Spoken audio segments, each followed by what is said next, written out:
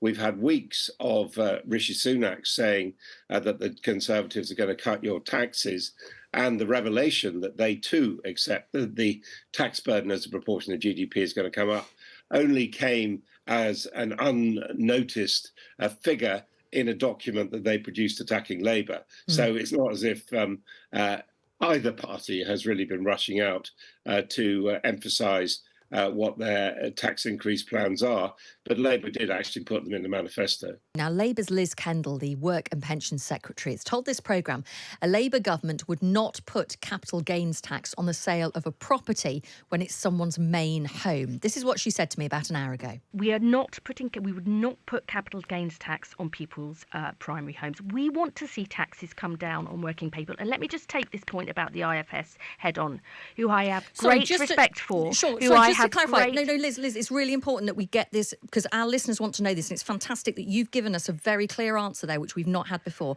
You would not put capital gains tax up on primary residences. We won't. Would you put it... Hang on. Would you put it up on, for example, selling shares then? I do not want to see taxes on working people go up. Well, let's speak to Adam Boulton, who's co-presenter of Times Radio's flagship politics programme, Sunday Morning. Morning, Adam. Good morning. I feel like we got a breakthrough with Liz Kendall, and there was a bit of clarity there. I hadn't heard that before. Yeah, I mean, there was a clear answer, and I think probably, as you say, following the Conservative campaign making this allegation yesterday, the spokespeople on the media this morning, including Liz Kendall, would have been prepared to say that that's not going to happen, that on your main home, most people only have one home, you're not going to pay any more capital gains tax. At the same time, this was what was implied but not spelt out in the Labour manifesto, because, of course, they say they have announced their tax rises, including VAT on schools and dealing with non-DOMs, and they have no plans, as they say, to put up any further taxes. Now, clearly, that leaves things open. But it's also true that any other party is in that position. The Conservatives and Liberal Democrats both have outlined their spending plans and said they got no plans to go any further. But of course, the suspicion, certainly from Labour's opponents, is always that they are somehow hiding taxes. And one on the list now appears to have gone, unless, of course, we hear Rachel Reeves or Keir Starmer contradicting Liz Kendall. But I'd be very surprised if that were to happen. And, you know, to the point, Labour is actually saying in its manifesto the overall tax burden will go up.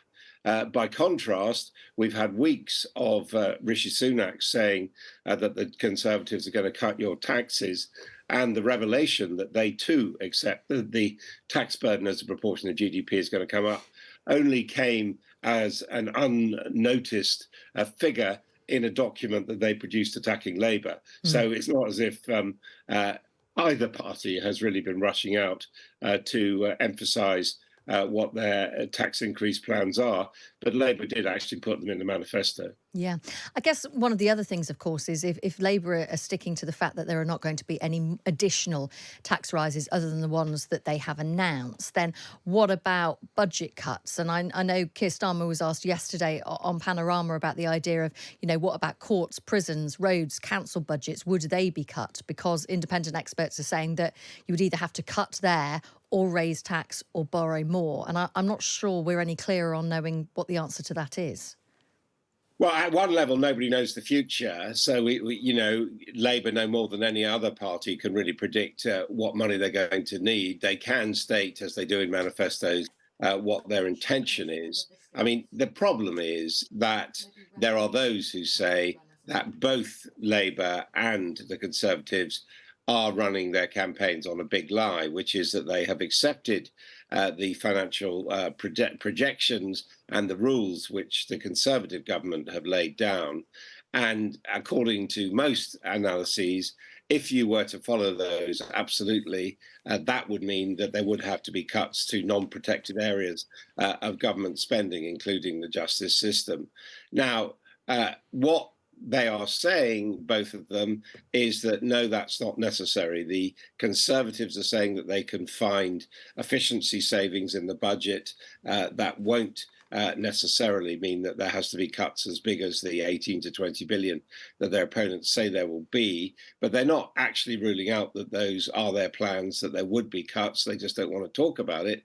Labour are saying that they can think that they can get different economic figures through growth, through the measures they say will stimulate the economy. Now, the problem with that is that economic experts like the Institute for Fiscal Studies say even if you take measures that stimulate growth, you won't see the impact in the first year or two in the economy, and that is when this budgeted shortfall in spending is. So a lot of people are saying, well, what does Labour do? Does it break the borrowing ceiling, or does it increase taxes? And, truth of the matter is that applies to whoever wins the election.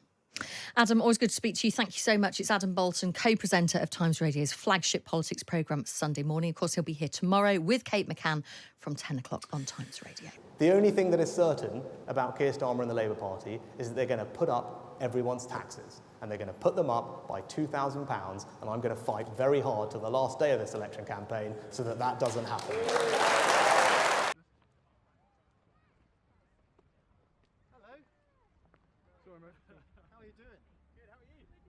Very, very good. Pleasure to meet you. Nice to see you. How are you? Are you just here for the day? Yeah, we are indeed. Yeah. What's this one called? This is Mally. Mally? Yeah.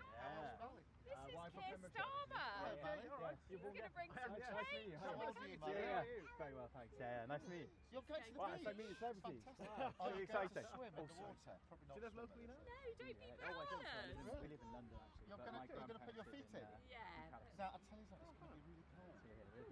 But it's nice sand. Yeah, it is nice So sand. you're going to put your feet in the sea here? Have you put your feet in the sea? Not today. I'm not going to today, so don't. We leave that to Lib Dems. Yeah, exactly, yeah. Oh. So you're just here for the day? Yes, Will's Fantastic. grandparents live in Barry, so Okay. we're here from London. So you're down for a few days? Yeah, exactly. Yeah. Going back tomorrow, actually. Yeah. We've been great.